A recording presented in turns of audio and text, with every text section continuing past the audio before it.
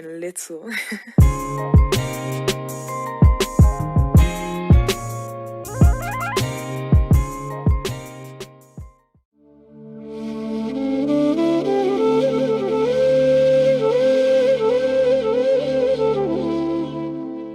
I'm your host, Moon Vibes, and this is the TCU Horned Frogs Ultimate Rebuild Dynasty exclusively on YouTube.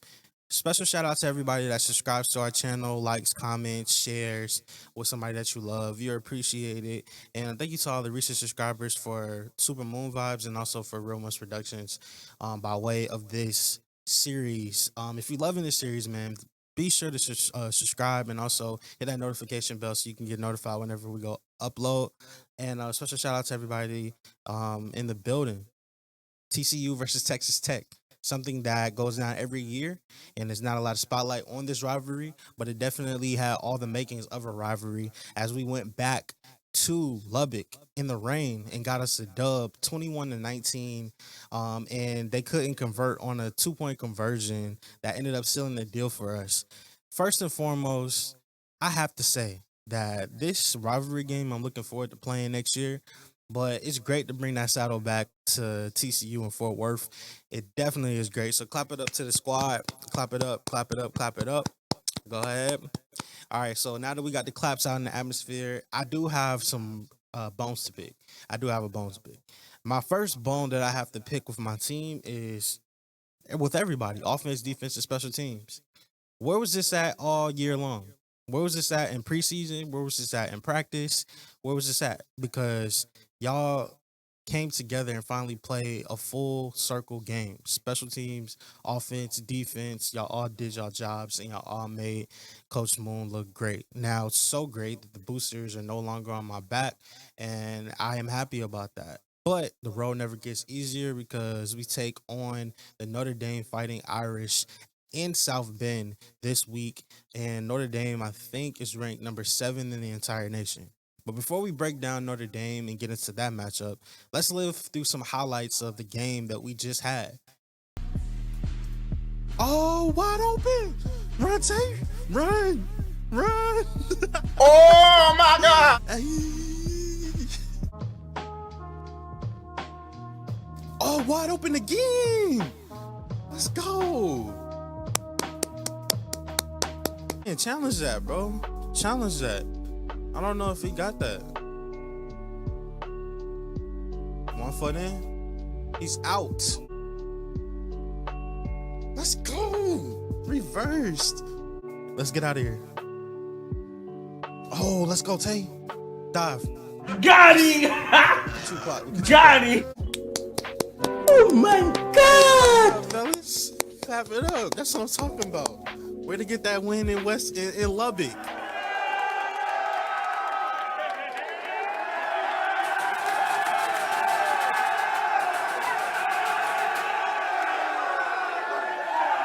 Max Duggan, a quarterback rate in the 248.3, 11 out of 14 for 183 yards for 3 touchdowns and 1 pick, 78% completion percentage. And this man added 40 yards on the ground rushing.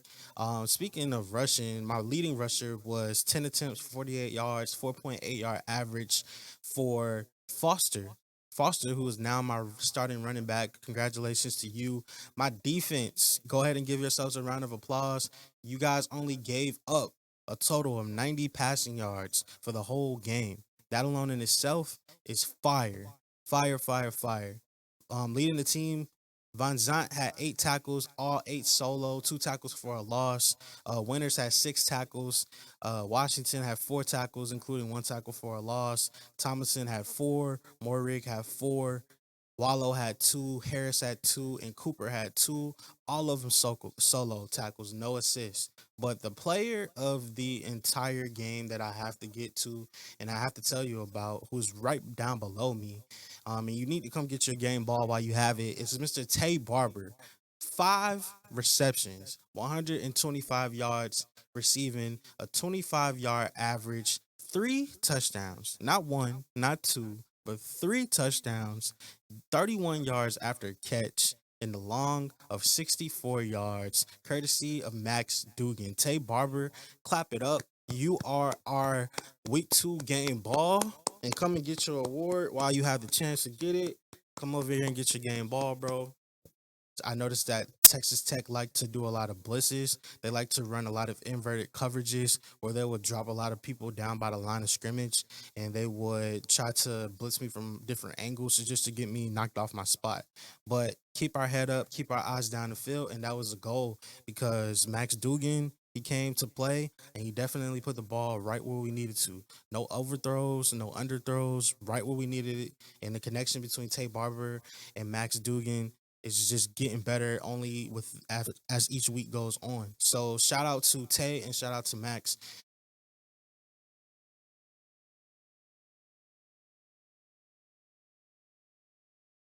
All right, it sounds good. We are good to go. And I'll let you know if there's any changes being made. All right, athletic director. I'll talk to you very soon. Yes, sir. All right. All right, excuse me.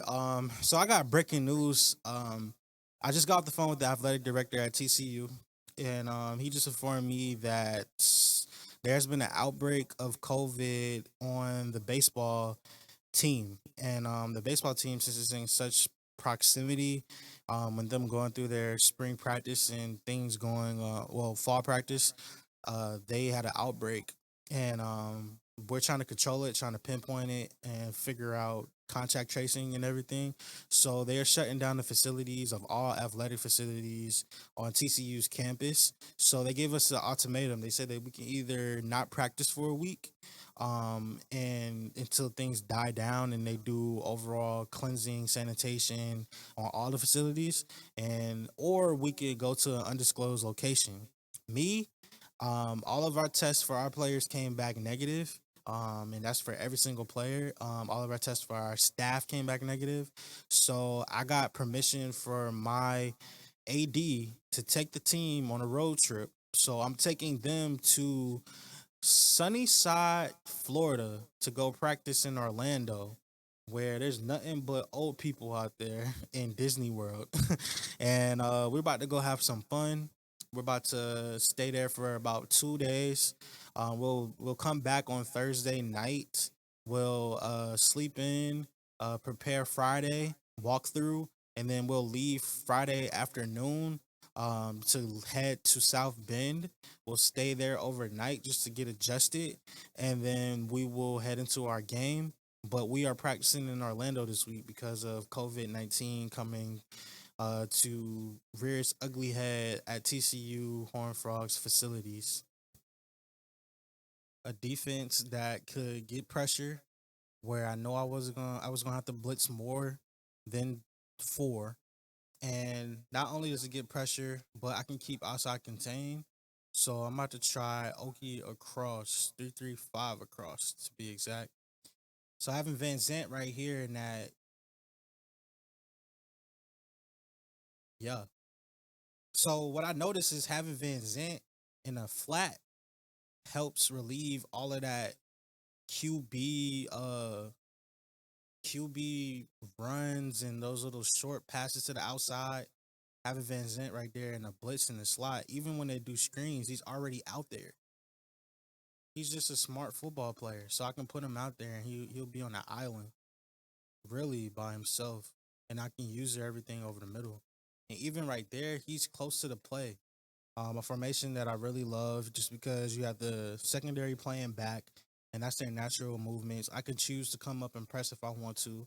What I don't like though in this formation is the fact that if I do blitz one of my strong safeties, whether that is Manzant or Washington, they are solely responsible for the outside contain. Now, let's try out a play that I've been waiting, and it's called Thunder O Cop. And let's line up against a shotgun normal look as Notre Dame I know likes to run a lot of. Great sack.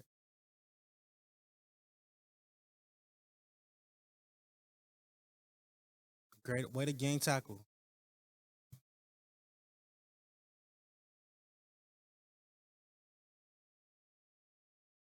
Way to make a play. Now this blitz works, and I'm not sending anybody extra, at least right now. Pick. I was right there.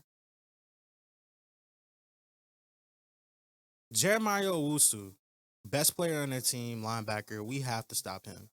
I understand he's a VA boy, so out of Hampton, senior. He's balling out, trying to get noticed for the NFL draft coming up this next year. But he's the best player by far. And if I look at him as a whole, 93 agility and 93 acceleration is something to be messed with. 90 awareness as a linebacker on the outside is definitely a problem. 71 catching is legit. 88 jumping, so I have to be aware where he is on the field when I'm throwing these out routes and throwing, because you never know. They might do a lot of zone, they might run a lot of cover four.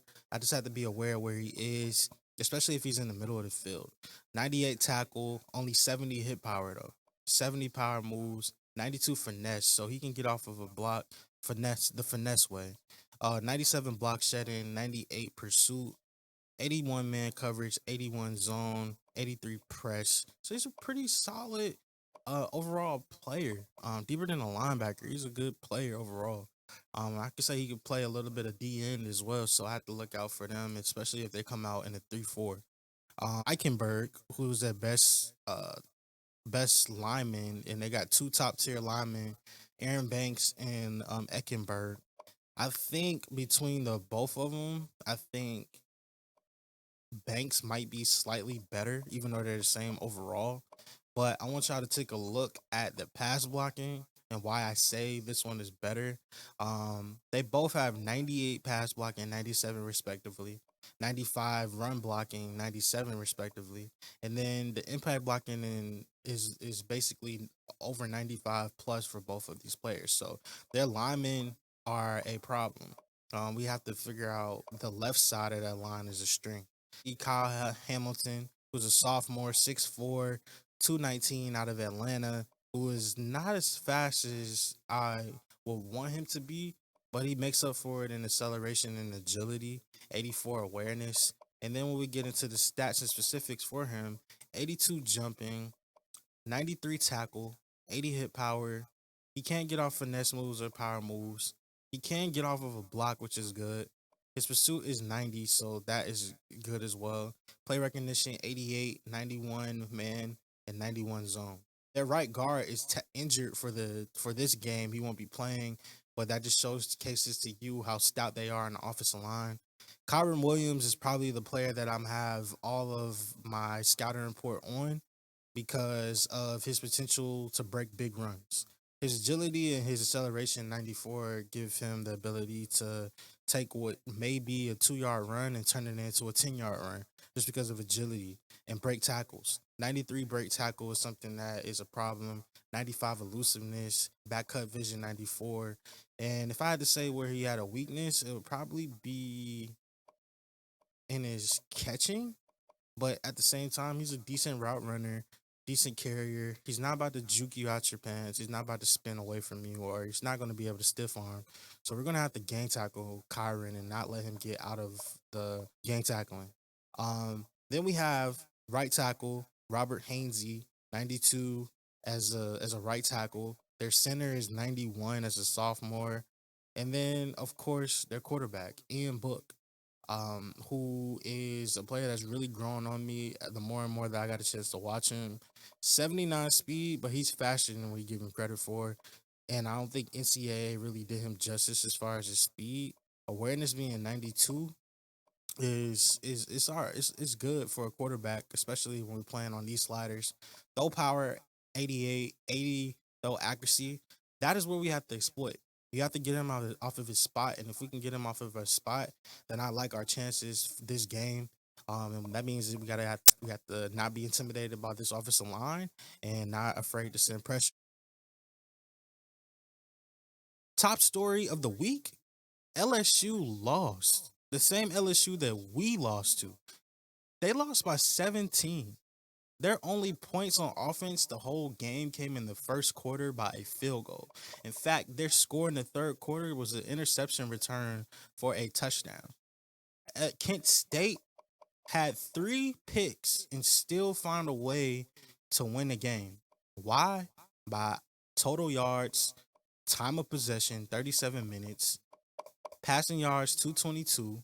They went 10 for 16 on third down, which is you're going to win if you go 10 for 16 on third down. And LSU went 3 for 12 on third down. They can only muster up 72 rushing yards. And Kent State decided that they were just going to pound the ball, pound the ball, pound the ball. 46 rushes for 168 yards and 2 touchdowns. Shout out to Kent State for knocking off LSU probably out of the college football playoff. Oklahoma, they are continuing to win. Right now, they are 3-0, number 4 in the nation. They won by 10 against Tulsa, 30-20. And that's something that is good for the Big 12 as a whole, to keep winning. We're going to play Oklahoma later on this year, so I'm excited for that. Um, Alabama. Alabama wins their first SEC game against Texas A&M, 48-21. It's not really much to talk about here. It's Alabama, boys. It's Alabama. Who scored for Alabama? Let's just see while we have a chance. Najee Harris scored twice. Mechie scored as well. Actually, Najee scored 3 times, 4 times, 5 times. Najee had 5 touchdowns. Clemson is still number 1 as they look to take on NC State in a game where NC State is playing home. But Clemson better be on their P's and Q's because NC State definitely, if you see right there, they look like the better team this season. The Ducks of Oregon, they fell big to Tennessee, to SEC versus Pac-12, and Tennessee put the whooping on them, 45-22, in a game that didn't seem like it was close, and Tennessee pulled away in the fourth quarter, putting up 21 points. It's crazy how explosive their team can be. As you can see, the top 4, there's some changes that's been up there. Clemson, Bama, Ohio State, Oklahoma as of right now. Then the next 4 in are Penn State, Florida, Notre Dame, Auburn. And we play we play Notre Dame. I think we play Florida as well later on in the year. And we get a chance to go up against competition. But if you look at the top 10, all 10 of them are undefeated early in the season. So nobody slipped up yet. And those that have slipped up have fell right out of the rankings, aka LSU. So then we get into 10 through 20, and Utah is 3-0 in the season. A&M, Michigan both have losses. A&M just, it's no shame in losing to Bama, but it is shame when you give up 5 rushing touchdowns. Iowa State, they are in a situation where they're 2-0 and they just beat Iowa in a rivalry game, 27-24. So I know they're feeling good over there. Wisconsin's 2-1 in the Big Ten, and they just lost. They only lost their away game to ASU, Arizona State, with Jaden Daniels. Tennessee's 3-0, sneaky great 3-0 team, should be ranked higher. Georgia, my Bulldogs. They are 0-2 on the season and they're falling fast. UCF 2-1, Memphis 2-0, Arizona 2-0. The American Conference has some teams in here that could be in consideration at the end of the year, like Memphis maybe. Arizona State, big win against Wisconsin. Oregon's 1-2 and they're still ranked. BYU 2-0, should be a little bit higher. And LSU's 2-1, USC's 2-1, and also Iowa's 2-1, and that wraps up the top 25 polls for the coaches conference standings for the Big 12. We are currently number 2 in the Big 12 with one conference win so far, because not really many of us besides Texas Tech have had conference games so far. But peep this, we only have 24 points scored. 24 this whole season. We have to change that. We have to get our offense clicking. But right now, we're over Oklahoma State, Iowa State, Kansas State, West Virginia, Kansas, Baylor, Texas, and Texas Tech. And honestly, since there is no title game for us, we have to win outright. There is no other way until we can add more teams into this conference for the Big 12. The Heisman Watch. And currently leading the Heisman Watch right now is Justin Fields. He is in firm control. Although he didn't have the best game against Cal, even though they won 30-7.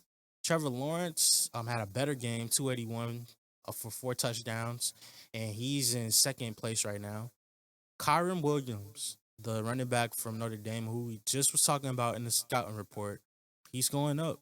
5 receptions, 89 yards, touchdown. 14 carries, 74 yards. All that does is just showcase to me more about him. Najee Harris, after his 5 touchdown day, 119 yards, 5 touchdowns, 5 catches for 72 yards. So efficient as a running back. And then Mac Jones, who's also in the Heisman race, is falling out right now. As we see two running backs enter for the first time and quarterbacks falling out and falling fast. Shane Simon. So it's not just a Wusu that we have to worry about. It's Shane Simon as well, who just coming off of an NCAA Player of the Week. And of course, we talked about Najee Harris, 25 carries, 119 yards, 5 touchdowns, just totally dominated Texas A&M. BYU taking on Utah. My money is on BYU, and looks like Corso is going with Utah. Um, hey man, you can't be great quarterback play, and I think that Utah with Zach Wilson, I think that they get the win at home in the Holy War. Arizona State at Stanford, national TV game. Arizona State is 2-0. They just had a big win against Wisconsin. Let's see if they can keep the pedal to the metal in a game at 7 o'clock p.m. against the Stanford Cardinal. Game of the week, LSU and Auburn College Game Day presented by Home Depot is going to be there. I know that they are looking forward to playing in Death Valley in a night game. Tennessee at Florida is a rivalry game, of course, but two top 25 teams taking on each other, as well as this matchup as well. North Texas at Georgia. Georgia just needs a win. Period. They don't have any time to slack. Another sneaky game is Memphis, Arkansas State, and Memphis is battling right now for control of the American Conference. And with the win against Arkansas State, I think that they will be in prime position to do so.